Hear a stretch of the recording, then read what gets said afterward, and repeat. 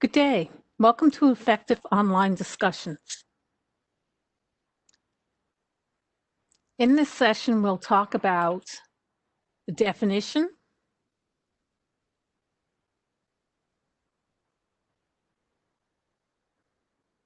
why we use online discussions, including the community of inquiry model, the CREST Plus method, sample questions, managing discussions, rubrics, and references. At dictionary.com, discussions are defined as act or instance of discussing, consideration or examination of argument, comment, etc., especially to explore solutions in formal debate. I like to consider it a sharing of ideas. Synonyms for discussions from the thesaurus.com include analysis, argument, conference, consideration, consultation, controversy, conversation, debate, deliberation, dialogue, discourse, dispute, examination, exchange, interview, meeting, review, scrutiny, synonym, and wrangling. All of these require deep thought.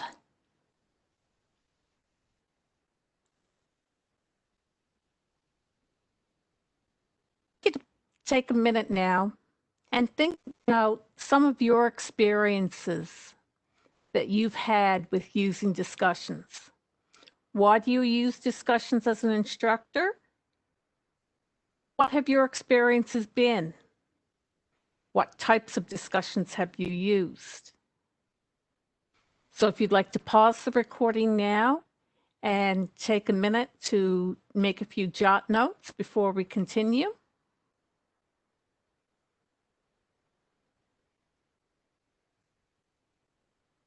Okay, so some of the potential answers that you probably have are a place for students to post questions to the instructor and the instructor to answer once rather than for each individual student. Chances are if one student has a question, multiple students have a question. To check understanding and knowledge. To develop critical thinking. To enable students to learn from one another, to build a class cohesiveness, and the community of inquiry model. And we'll take a look at that now. So for the community of inquiry model, discussions involve the interaction between two or more people. As you see from this model, this discourse is at the intersection of social and cognitive presence. The learning takes place as a negotiation of meaning about a concept or topic, using both intellectual and communication tools suitable for the social negotiation of that meaning. The community of inquiry model is the work of Garrison, Anderson, and Archer. For a rich learning experience at the center, you need to have learner-to-learner interactions that enable the learners to learn from one another, learner-to-content interactions, and this supports the discourse, that uncomfortable, unsure feeling that you get when you're learning something new. And learner instruction interactions, and they set the climate for the learning. Online discussion is one way of achieving the 3 learner-related interactions, but they only work if the instructor is there to guide the discussion, ask probing questions, and keep the participants on track.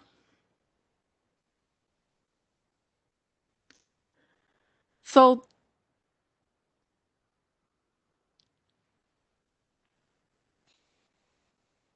I skipped a slide here, I think. Sorry.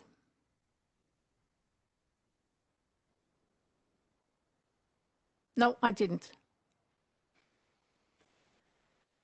The CREST model has cognitive nature, R for reading based, E for experiential element, S for style, T for types, and the plus is always to structure good questions. Using the CREST type model to guide your writing of effective discussion questions. And it's based on the work of Lynn Atkin and Diane Neal. The CREST Plus model, a model for writing effective online discussion questions, covers the cognitive nature of the question, the reading basis, the experiential possibility, styles of questions, types of questions, and finally, ways to structure a good question. This model encourages students to participate in the online discussion forum, provides a template for new online faculty to use in creating effective discussion questions, and promotes higher level processing of the material. It is made up of 6 components, and we're going to look at each component individually now. So the cognitive nature, we'll look at these individually as well. There's Andragogy, Constructivism, Bloom's taxonomy, and learning preferences. So looking at Andragogy, we know this is the work of Knowles. It focuses on how adults learn. And adult learners want to know why they're learning something. It makes it easier for them to be motivated to learn if they know why they're learning it. They want to be responsible for their learning, and they're often self-directed. They have life experiences that they bring to their learning situation that as an instructor, you'd like to build on. Adult learners are usually ready to learn and prefer a problem-based approach. Next, we're going to look at constructivism, and it's the work of Bruner and Piaget.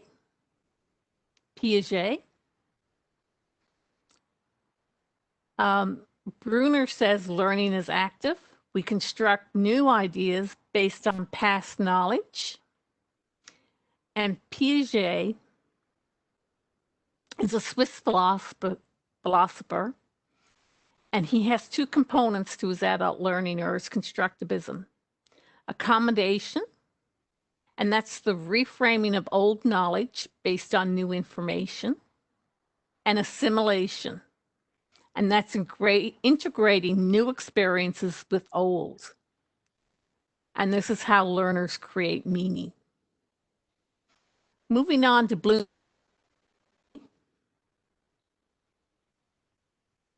We have the lower level thinking at the bottom.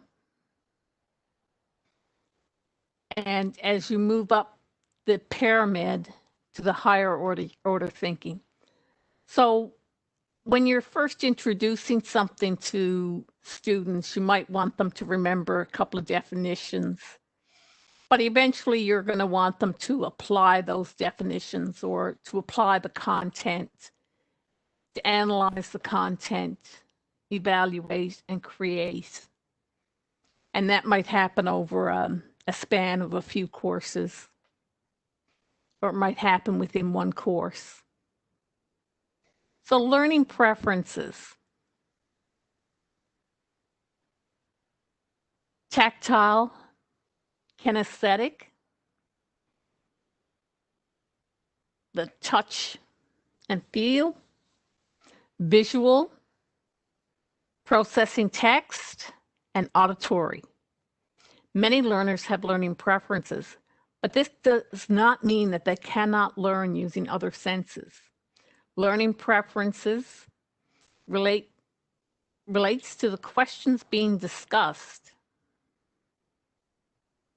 and a sense of community, in that the stronger the community, the more engaged the students will be in course-related activities such as discussion. You need to encourage learners to use short audio, video, and small image files. The more varied your media used in interacting with others, the better chance you'll have of connecting with each learner. Reading. Textbook-based, literature-based, and non-literature-based.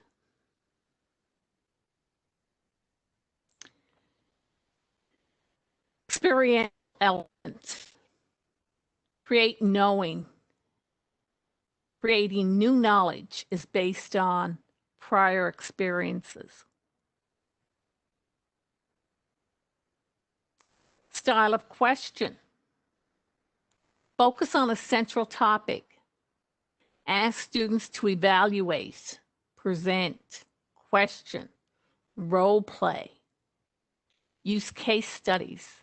Relate the course content or the central topic to current events. To quote contrasting views from those presented by authors or students.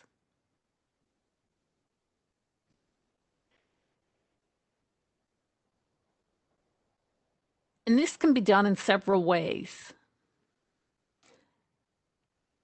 Have students discuss in pairs, then form a new pair and discuss again and share their ideas that they learned from their first pair.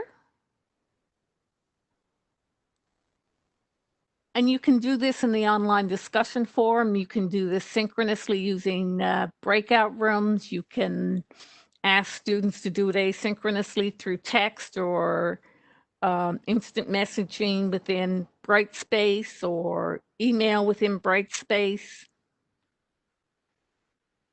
And it's great for use with large classes. Students don't have to don't have to wade through as much. And it's not as overwhelming for students. But you can ask the students to report back to the larger class. So they're still learning from each other. Type of question. Variety. Use variety throughout your questioning. Allow time for discussion, debate, reflection, and reevaluation. Hopefully some students will change their thoughts throughout the discussion and will want to reevaluate and resubmit or repost something based on new knowledge that they've gained through the discussion. Ask metacognitive to allow students to create their own meaning. Follow up to ensure deep understanding of knowledge. Student created questions for student-led discussions, and that's especially helpful for higher level courses. Evaluation and reflection. So the plus, the structuring of the questions. Give clear introductions, clear instructions, clear expectations, and clear timelines.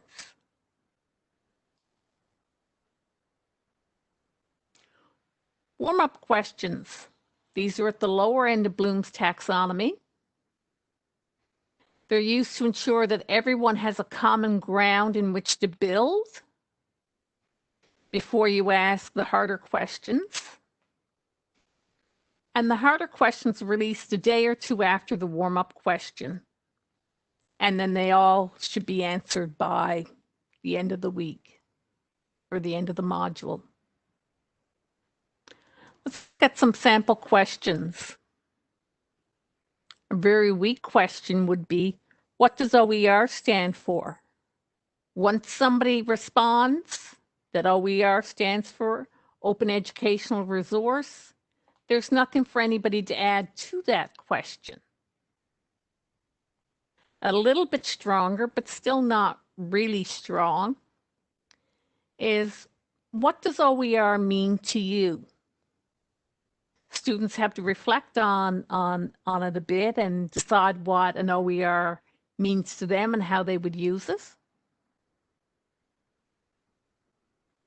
But the third question is, given a design of an OER, how would you improve it? So that's that analyzing and creating levels of Bloom's taxonomy coming into play there. So again, it's your turn. You can pause the video for a minute and provide a sample question, classify it as very weak, weak, or strong, and say why you would classify it as you do.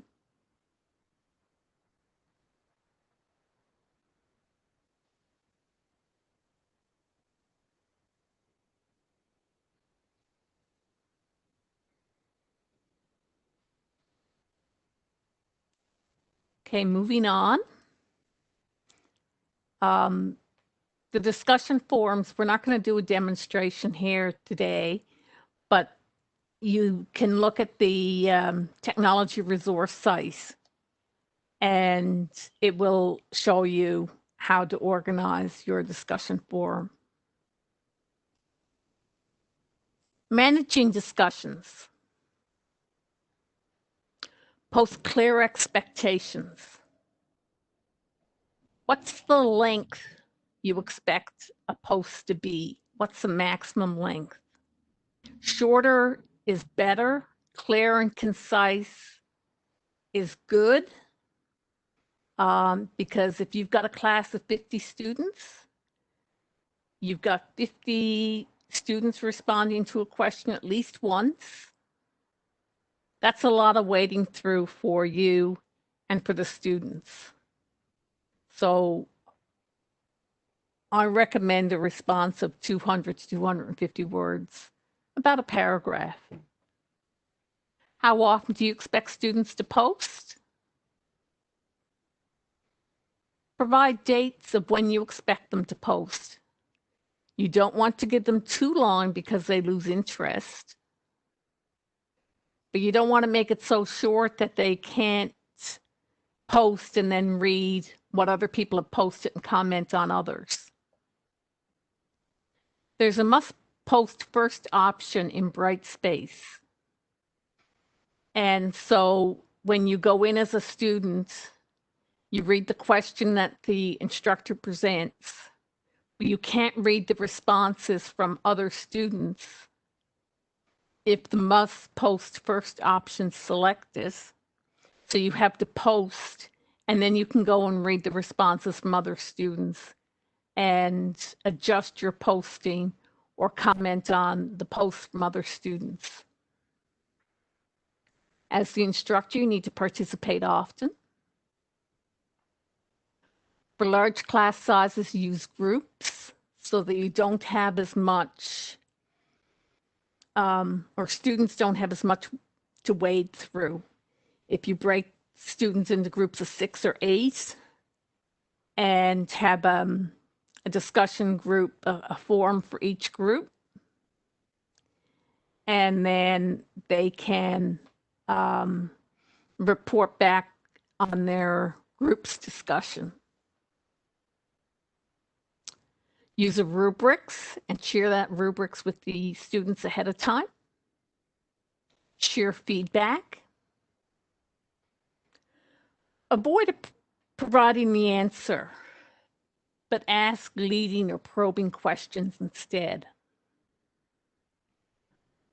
Avoid direct criticism. And that can be hard to do, especially if you're tired.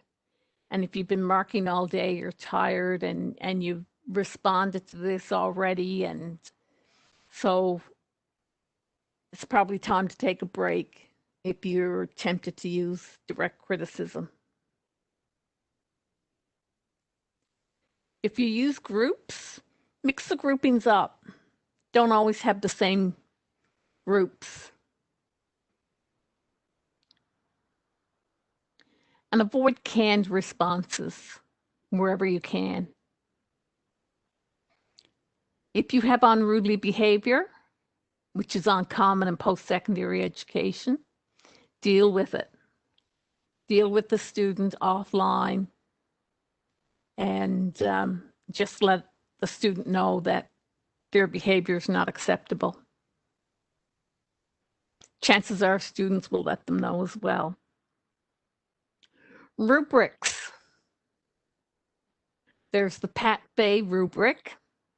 Pat Fay is a retired professor, Center for Distance. He's a retired professor of Center for Distance Education at Athabasca University. And he uses a rubric with his class. If you've got 50% of the class average of postings, you get 100% for your participation in the discussions. And it moves downwards from there. And it works surprisingly well. His discussions are usually very high standard. He gives credit for the yes, I agree, but asks the straightforward question, why do you agree or why do you disagree? And I know I've been a student in his class and it's worked exceptionally well. And I know people who've team taught with him and they say it's just so easy to do. And then there's a general rubric that we'll look at now.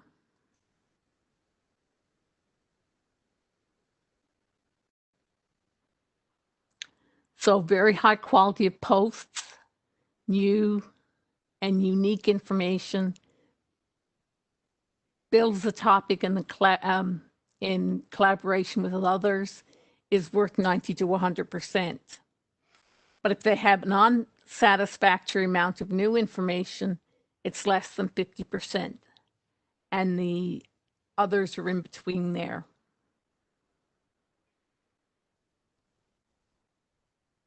There's a Word document that goes along with this recording that has this rubrics in it.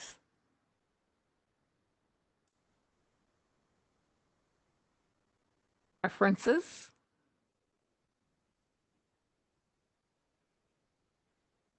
So that brings us to the end of today's session. I hope you found it useful. I hope you enjoy the rest of your day.